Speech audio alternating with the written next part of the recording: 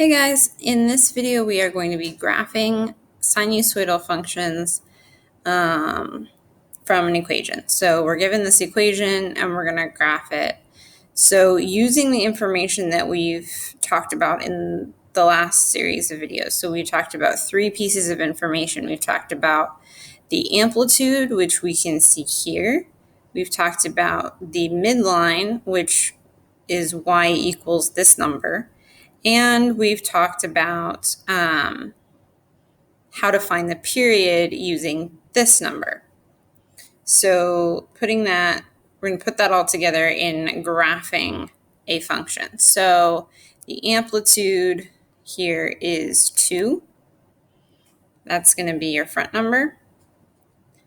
The midline, which we're not actually going to be graphing the midline, but we are going to be using the information of where it is y equals -1. And then the period, which we need to calculate, is going to be 2 pi divided by 1/2, or 2 pi times 2 over 1, so 4 pi.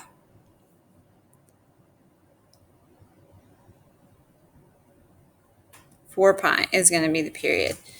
So first of all, I want to make sure that we notice that this is a cosine function, not a sine function.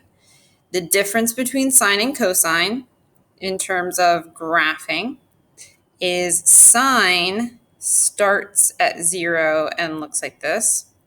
Cosine starts at its maximum and looks like this. So that's going to be important. The other thing that I haven't mentioned yet that could be important is what happens if I have a negative here. So if my amplitude is negative, then essentially it flips the graph over, just like with a parabola, right? When I had a negative in front of a quadratic, then my parabola went from being like this to being like this. That's essentially the same thing that's happening here. So what it's going to do, what it's going to do is it's going to look like this. So just a regular sine, this would be negative sine. So this would be sine, this would be negative sine. So the maximums and minimums switch places, essentially. You start by going down instead of starting by going up. That's the difference between positive sine and negative sine. Cosine looks like this. So it starts at its maximum. The period is too big. Hold on. Cosine looks like this. Cosine looks like this. By the way, the period was too big on my sine function too, but everything else is the same.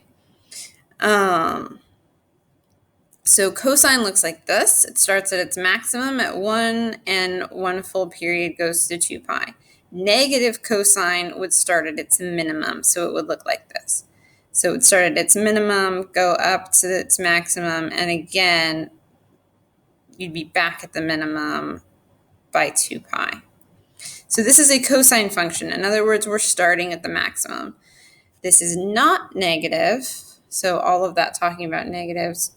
This particular question is not negative. You could get a question that is, that's why I was bringing it up. But this particular question is not negative, it's positive. So I want to start by, since cosine starts at its maximum, let's start by figuring out where the maximum is going to be. Well, the maximum is going to be midline plus the amplitude. So maybe we should talk about the amplitude really quick. The amplitude is 2, but the midline is down here at -1. So you might think, oh, the maximum is just at 2. But the midline is at -1. So the maximum is going to be the midline plus the amplitude. So the maximum is going to be at 1. The midline is going to be at -1. So to remind myself of that, I'm going to move this dot. It's not going to let me move that dot down to -1. Why not? It just didn't like it for me to do that while the minimum was at -1. So for the purposes of this software, not necessarily when you're graphing by hand, but for the purposes of this software, get the amplitude first. The amplitude is 2, and then move your graph down to the midline, and then refix the amplitude. I realize that's extra steps, but apparently this software doesn't always make it easiest. But basically what you're doing is first is figuring out the maximum, because that is where cosine starts. So your maximum is going to be on the y-axis. So midline plus the amplitude is 1, so your maximum is going to be at 1. Your midline is going to be at -1, clearly. So this distance should be 2. It is. That's good. But our period is 4 pi. So we need to figure out, okay, where do I need to move this to so that my period is 4 pi? So basically, I need to have a maximum at 4 pi, which I do, but I'm actually have 2 periods to get there, which I don't want. So my maximum so if I was drawing this by hand, I would say, okay, I have a maximum here at 0. I also have a maximum at 4 pi, so I would put a dot there. Let me just put in dots and show you what I would do if I was doing this by hand. So I have a maximum here at 0. I know my maximum is at 1. I have a maximum here at 4 pi because that's my period. And then I'm going to have a minimum at 2 pi. My minimum is going to be midline minus the amplitude, so that's going to be at -3. You can clearly see that on this already, but if I was doing this by hand, you wouldn't. So I know that halfway between these two, I have a minimum, so that's going to be at 2 pi. At 2 pi, I'm going to have a minimum. So halfway between 0 and 4 pi is 2 pi. That's going to be a minimum. Halfway between 2 pi and 0, so halfway between these two, I'm going to have something on the midline. So halfway between 0 and 2 pi is pi. So at pi, I'm going to have something on the midline, which is -1. And that's also going to be true of halfway between 2 pi and 3 pi. Sorry, 2 pi and 4 pi, which is 3 pi. Sorry. Halfway between 2 pi and 4 pi, which is 3 pi, I'm going to have another dot. Now, I could plug in points to this equation. That will always work. But for me personally, I find it easier I know that it's always going to be in this shape, and I can just say, okay, halfway between these two, I have this, and then I can just do that along. And I'm going to mirror it to do the other side. So I have midline, minimum, midline, maximum. And that shows me where all my spacing is going to be. So then when I draw in my sine wave, I just have all those dots. I already know where everything goes. And now I'm just going to move. I put that dot in the wrong place. It's supposed to be at -pi.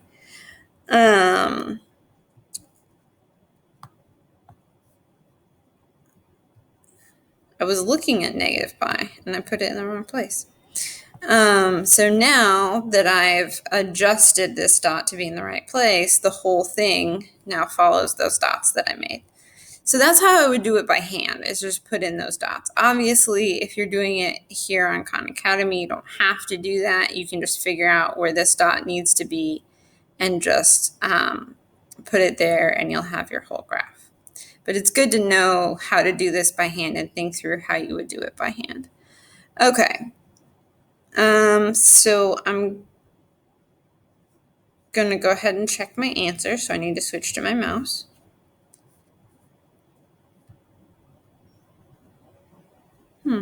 I wonder when I got it wrong. I don't remember that. All right. So, here's sine and it's negative. So I want to talk about this one as well.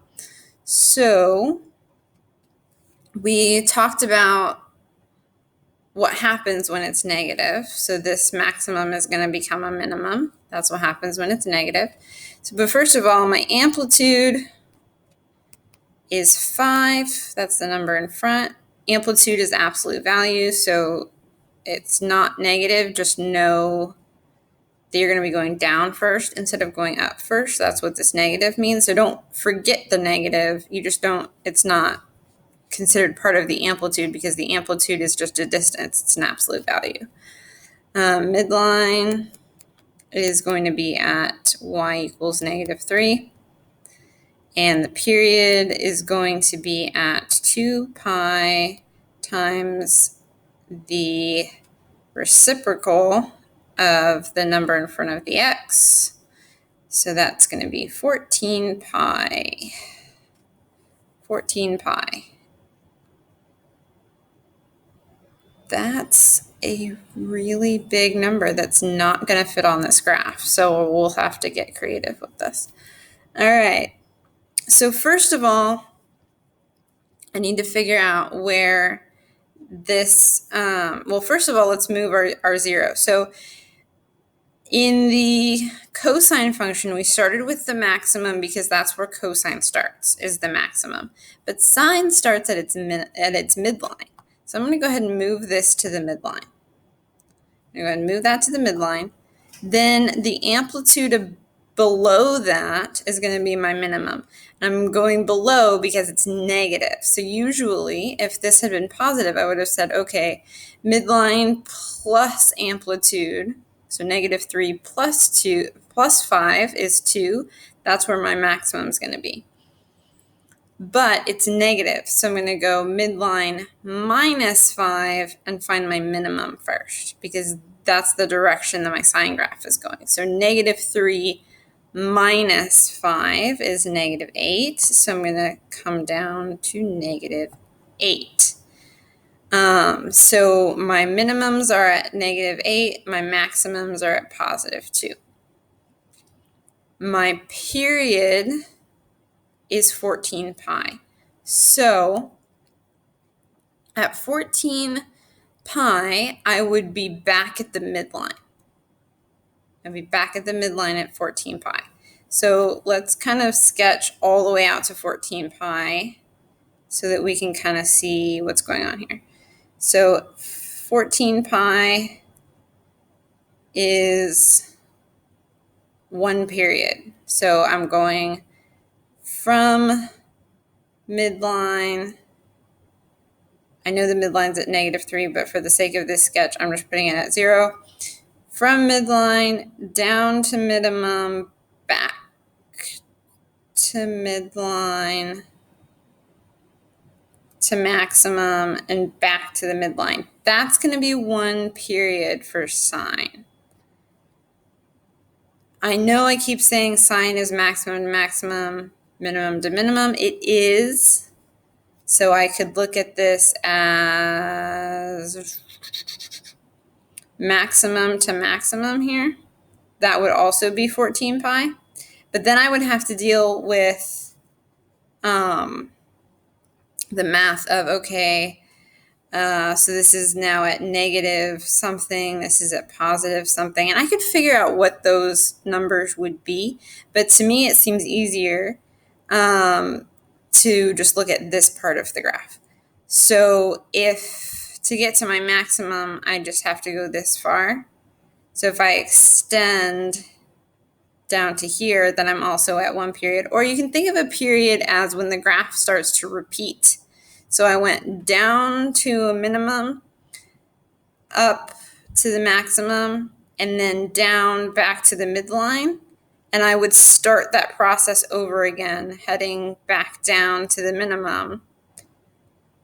That's what would happen next. So the graph is going to start repeating itself. So I've done 1 period.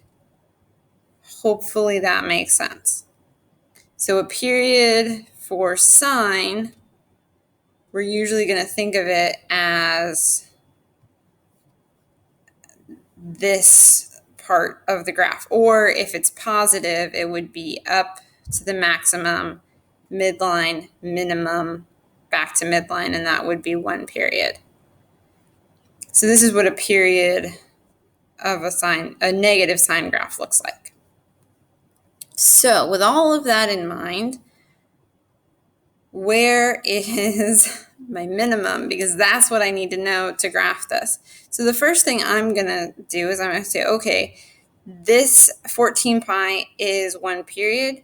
Half of that is going to be here. So half of 14 pi is going to be, we're going to be at the midline again. Half of 14 pi is 7 pi. That's the wrong button. 7 pi. Half of 14 pi is 7 pi. So that's going to be this midline point. Still not on the graph, but here we are. Half of that is going to be the minimum. Half of that is going to be the minimum. So half of 7 pi would be 7 pi over 2,